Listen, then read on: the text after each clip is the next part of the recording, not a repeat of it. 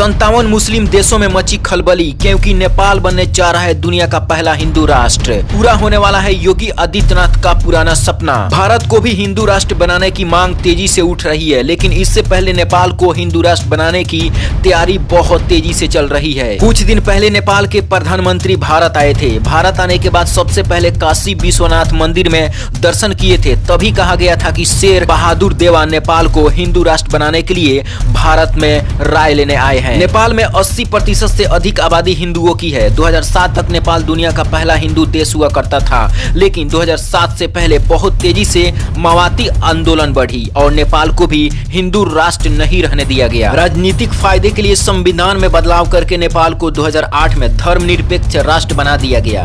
तभी भी नेपाल की जनता सरकार से इस फैसले से खुश नहीं थी। यही वजह है कि पिछले 15 सालों से इसका विरोध होता रहा है। नेपाल की तरह ही भारत को कई बार हिंदू राष्ट्र बनाने की मांग उठ चुकी है, लेकिन अभी तक ना नेपाल का सपना पूरा हुआ है और ना भारत का। लेकिन भारत से पहले ही नेपाल का सपना ये पूरा हो जाएगा। इससे योगी आदित्यनाथ बहुत ज्यादा खुश हैं और प्रधानमंत्री मोदी भी इससे बहुत ज्यादा खुश होंगे जब नेपाल हिंदू राष्ट्र घोषित होगा, क्योंकि नेपाल भारत का ही एक अंग हुआ करता था। नेपाल के लोग सड़कों पर उतर आए हैं। खुद राजनीतिक पार्टियां भी चिल्ला चिल्ला कर ये बोल रही है कि कुछ टाइम पहले नेपाल के पर्यटन मंत्री प्रेम अली ने कहा था कि इस्लामी और ईसाई देश घोषित हो सकते हैं तो हिंदू देश क्यों नहीं घोषित हो सकता है। जब हिंदू राष्ट्र की बात होती है तो भारत का नाम सबसे पहले आता है, लेकिन भारत का सपना सबसे पहले नेपाल पूरा करके दिखाएगा। 2015 में जब योगी आदित्यनाथ मुख्यमंत्री बने थे तो नेपाल के प्रधानमंत्री सुशील कोइराला को योगी आदित्यनाथ ने एक खत लिखा था। इस खत में योगी आदित्यनाथ ने कहा था कि नेपाल को हिंदू राष्ट्र बना देना चाहिए।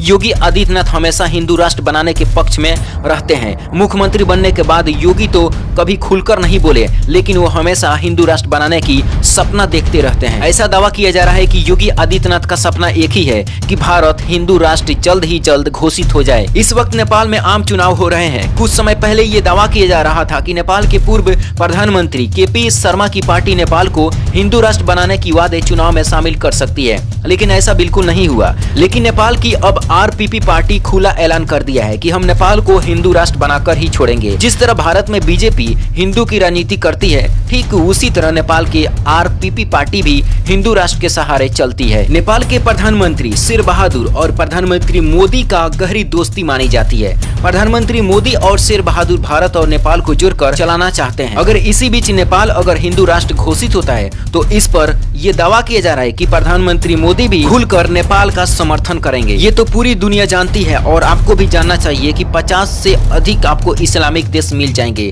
लेकिन अब तक एक भी हिंदू राष्ट्र पूरी दुनिया में नहीं है। 2007 से पहले दुनिया का इकलौता देश नेपाल जो कि हिंदू राष्ट्र था, जो 2008 में धर्मनिरपेक्ष देश बन गया। नेपाल की तरह ही भारत को भी हिंदू राष्ट्र बनाने की मांग हर वक्त उठती ही रहती है, लेकिन न भारत का सपना पूरा हुआ न नेपाल का सपना पूरा हुआ। जब भी चुनाव की बारी आती है, दोनों देश के नेता सिर्फ यही कहते हैं कि बहुत ही जल्द अपना अपना देश को हिंदू राष्ट्र बनाएंगे, लेकिन ये तो वक्त बताएगा कि हिंदू राष्ट्र सबसे पहले घोषित कौन होता है। आपको क्या लगता है कि भारत को हिंदू राष्ट्र बना देनी चाहिए? अपनी राय नीचे कमेंट बॉक्स में जरूर लिखें।